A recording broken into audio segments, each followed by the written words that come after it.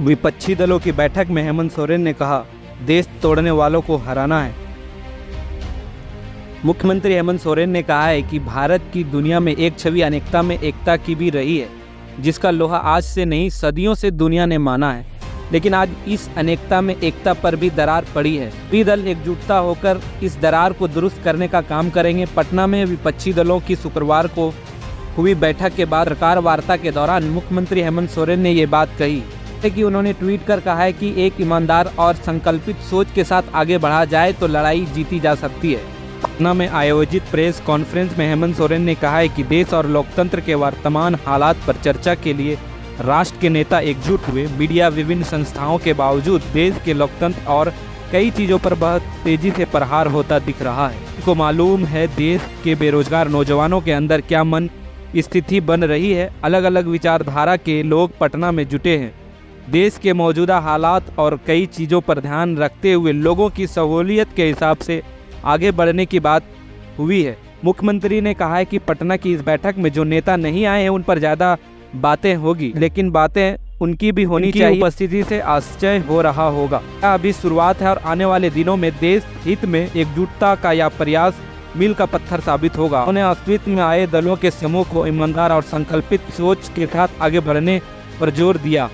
ऐसा होने पर मंजिल पाई जा सकती है और हर लड़ाई जीती जा सकती है।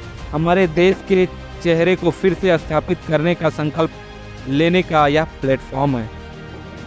किसान, मजदूर, पढ़े लिखे बेरोजगार नौजवानों के अंदर क्या मनस्थिति बन रही है वो आपको पता है।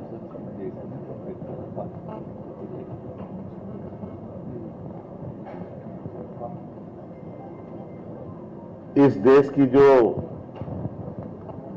दुनिया में एक छवि रही है, अनेकता में एकता, जिसका लोहा आज से नहीं सदियों से दुनिया ने माना, वो अनेकता में एकता में भी दरारें पड़ने लगी। तो कहीं ना कहीं कुछ ना कुछ उसको दुरुस्त करने का, उसको रिपेयर करने का काम तो करेगा ही करेगा। आज अलग अलग